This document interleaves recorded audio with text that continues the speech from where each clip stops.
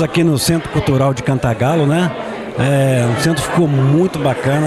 Pessoal, os cantagalenses têm um centro, né? Para agora. Tem tanta cultura e nós não tínhamos um local adequado. Mesaque, você que também faz parte da cultura cantagalense, com o seu projeto, esse documentário hoje foi muito bom, né? Boa noite a todos, foi excepcional. Eu cheguei a me sentir emocionado em alguns trechos ali, porque foi direto na raiz da nossa história, né? Que é muito linda e maravilhosa, apesar das fases tristes, né?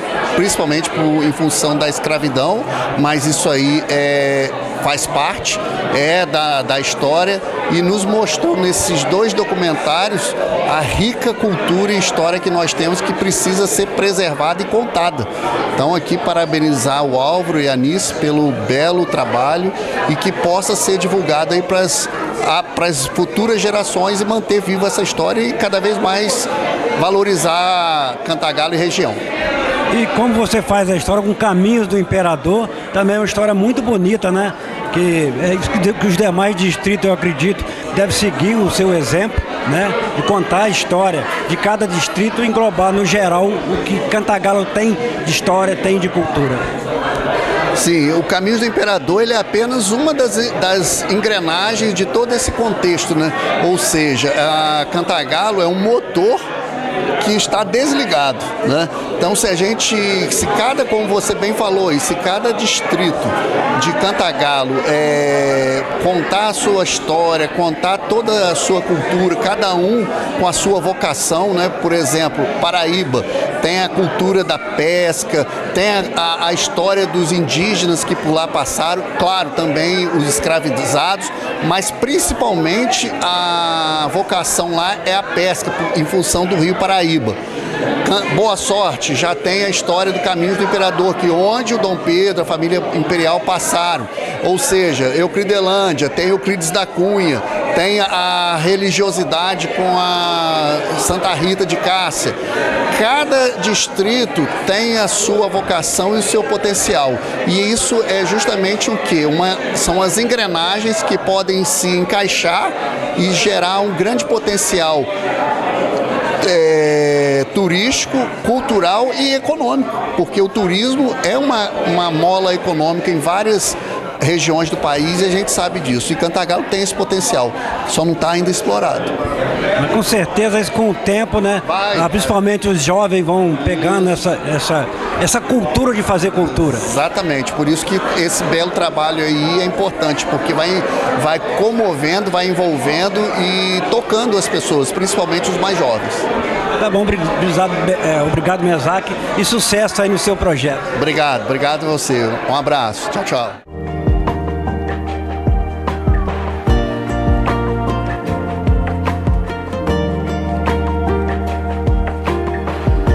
Estamos aqui com o João Bosco Cardoso, né? Foi vereador, é professor, um dos grandes historiadores desse município e que também faz parte da cultura da nossa cidade. Você, com certeza, nas gerações futuras, será lembrado como grande historiador, com grande cultura como outros cantagalenses. Para você, estar nesse espaço cultural hoje é uma coisa muito importante para a nossa cidade, né, João? Como trabalhador da cultura, a gente festeja não só esse espaço maravilhoso que agora Cantagalo tem, mas também o material que foi exibido hoje, né, que é de primeira grandeza em termos de informações históricas. Estava falando com o Álvaro e com a Anice sobre a importância que esse material tem, não só para projetar a história de Cantagalo, que é muito densa, mas a importância didática que esse material tem, né? Ou seja, esse documentário tem que chegar até as escolas, para serem trabalhados nas escolas, porque mostra, né, a importância da história de Cantagalo no contexto do Brasil, numa linguagem muito acessível às novas gerações. Então, Álvaro e Anice estão de parabéns por esse maravilhoso documentário, os dois documentários, né, que tem também presenças importantes, como a Sheila de Castro Faria, que é uma grande historiadora que mora aqui em Cantagalo, também a Kate Barbosa, que é uma grande historiadora que está agora no Amazonas e que já pesquisou sobre Cantagalo. Então, é absolutamente maravilhoso. Bosco, o nosso município é rico em história. Todos os demais distritos, como tem, né, agora o Centro Cultural, esses documentários muito bacana, tem o Caminho do Imperador, né, que é feito lá em Floresta, pelo Mesac, pelo seu irmão. Tem no Paraíba, agora em Porto Marinho, a Festa do Arroz. Quer dizer, Cantagalo tem muito a ser explorado na cultura, principalmente na cultura do turismo rural também, né? Sim, acho que sim. E o fato é que as coisas estão acontecendo, né? Demoraram, mas estão acontecendo. E essa potencialidade que é a história de Cantagalo, essa potencialidade que é a belíssima paisagem cultural que Cantagalo tem e física que Cantagalo tem, agora, felizmente, começa a ser potencializada para gerar emprego, para gerar renda, para gerar turismo, turismo histórico, turismo para ver a natureza, enfim, turismo em várias dimensões. Então, todas essas potencialidades que Cantagalo tem, agora estão sendo mais aproveitadas para gerar emprego e renda para a população e para expandir o nome de Cantagalo em nível de Brasil, porque Cantagalo merece. Obrigado, João, e com certeza que é um povo sem cultura, um povo sem história, né? Perfeito.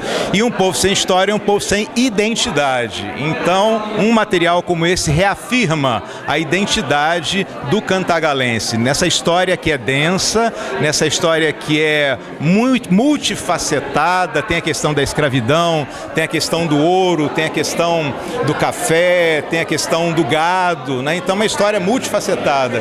E projetar isso para o cantagalense e para o Brasil é fundamental.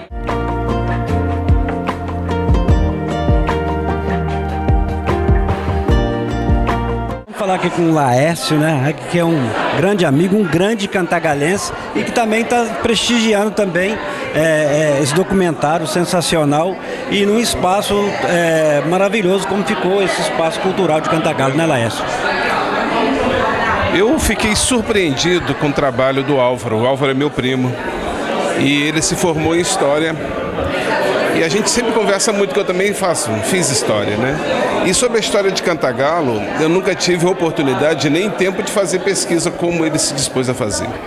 E eu fiquei assim muito feliz porque ele conseguiu pegar um pouco da história da fazenda que veio a pertencer à nossa família mais tarde e trazer realidades que eu pessoalmente também não conhecia, né? Detalhes, né? Eu achei lindo como é que ele abordou as imagens, o texto, a parte de documentação. Ele foi muito feliz, né? Fiquei também muito feliz com esse espaço, eu não conhecia isso. Parece que estão inaugurando agora, não é isso? Foi inaugurado recente. Foi inaugurado recentemente. É uma estrutura maravilhosa, né? Vai ter a peça de teatro amanhã, que a Terezinha falou. A prefeitura está de parabéns.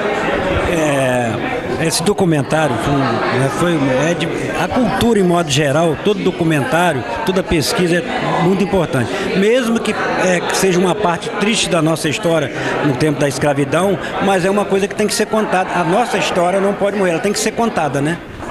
E Cantagalo foi muito beneficiado, né, por ter sido um município muito importante, né? No século XIX, essa parte do café, da escravidão, é um período muito rico, não só na história do Brasil, né, a parte do nosso período aí, Dom Pedro II, Dom Pedro I, e o período da abolição, proclamação da República, isso tudo repercutiu aqui, né? E como existe pouco material falando sobre isso, né? O pessoal agora trabalhando com esse acervo de documentos, né? O pessoal do CEDERJ fazendo pesquisas, isso tem trazido um avivamento, a curiosidade, o acesso à informação, a pesquisa e a busca, tem ajudado muito a levantar essa história que é tão rica, tão bonita, né? E você falou, é um período triste da nossa história, mas é a história, né? A história e tem que ser contada. A história não é só de alegrias, né? A gente precisa enfrentar as tristezas para valorizá-las e aprender com elas, né? E eu fiquei muito feliz com o que eu vi aqui hoje. Obrigado.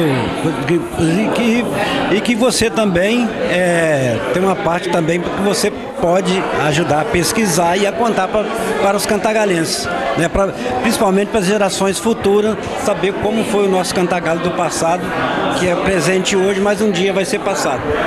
É verdade. Eu sou professor há 36 anos, professor de História, e trabalhei muito isso com as minhas turmas. Acho que eu já falei muito da história, mas fico feliz que hoje existe muito mais informação do que existia há 10 anos atrás, e vale a pena hoje voltar a se debruçar sobre isso, se atualizar, porque muita coisa nova está chegando, inclusive reescrevendo muito da história que a gente pensava que era de um jeito e hoje a gente vê que é de outro jeito. Mas é isso, estamos aí. Muito obrigado pela entrevista. Obrigado a você. Uma boa noite. Boa noite.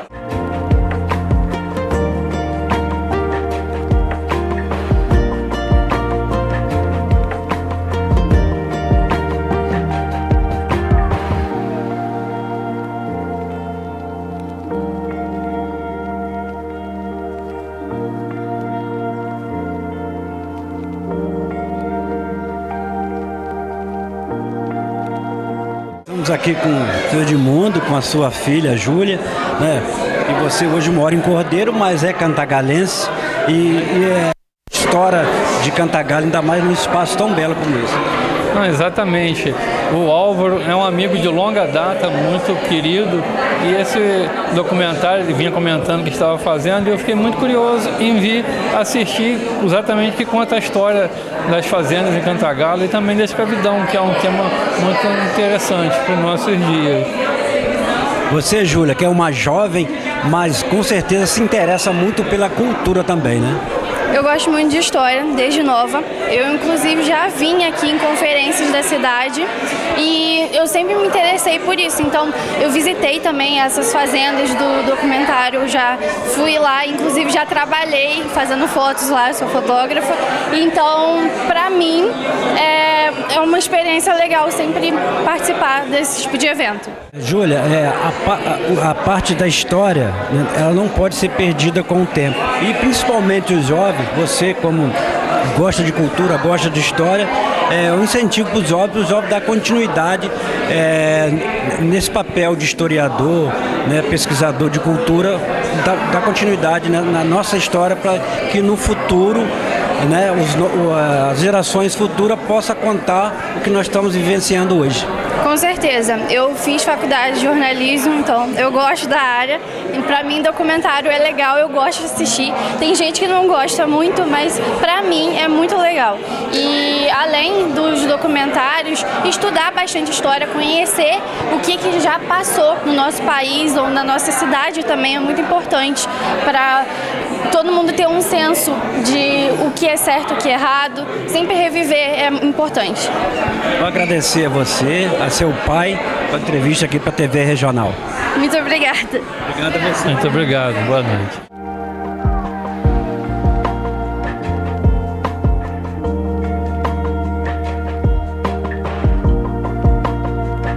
Estamos aqui com o Dr. Júlio Carvalho, né, que é um amante da cultura, da história e também faz história acontecer aqui em Cantagalo. Dr. Júlio, num espaço que Cantagalo estava precisando, algum espaço cultural como esse, né? Olha, esse espaço cultural preencheu uma lacuna em Cantagalo. Além da homenagem das mais justas à professora Amélia Tomás. Uma mulher que levou toda a sua vida dedicada ao ensino e à cultura. Uma mulher cujo conhecimento ultrapassou até o Brasil, porque até no Uruguai ela era comentada por alguns escritores lá do Uruguai. E hoje aqui, essa apresentação desses dois documentários, eu saí daqui muito feliz. Mostrou parte da nossa história, principalmente a parte ligada ao Barão de Cantagalo. A outra é uma parte triste, né? É uma mancha da nossa história, que foi a escravidão. Eu sou de opinião que a nossa sociedade deve muito aos descendentes de africanos que vieram para o Brasil como escravos. E esse documentário ainda mostrou pouca coisa do sofrimento que eles tiveram, que foi muito maior. E espero que nesse Centro Cultural Amélia Tomás se repitam outros documentários sobre a história de Cantagalo, porque nós não podemos deixar morrer a memória de Cantagalo. Mesmo porque Cantagalo tem muita história, já foi contada e muita coisa a ser contada ainda, né, doutor Júlio? Não, e não é só isso. Cantagalo foi o primeiro núcleo de civilização de uma enorme região do estado do Rio. Região que ia da Serra dos Órgãos, à margem direita do Rio Paraíba, até São Fidélis. Até São Fidélis já pertenceu a Cantagalo. Daqui é que irradiou a civilização para essa região toda. Cantagalo é riquíssimo. Eu acho um absurdo, por exemplo, em Cantagalo não haver um museu histórico. Nós temos tanta personalidade, né? Que fizeram muita história, muita cultura, sucesso e que não é contado, não é reconhecido ainda. Na minha infância, por exemplo, o mobiliário das casas de Cantagalo eram mobiliários antigos, alguns até do tempo do Império. Deixaram perder tudo isso. Vinham aqueles donos de antiquários do Rio de Janeiro, chegavam aqui, compravam tudo, pagando pouco, porque a pessoa não sabia o valor, levava aquilo para o Rio para revender por alto preço. Cantagalo perdeu quase tudo, essa parte que veio desde a época do Império. Então é importante que a gente continue cultivando a memória de Cantagalo e a história de Cantagalo. Obrigado, doutor Júlio, aí, pela essa entrevista para a TV Regional. Não, eu que te agradeço.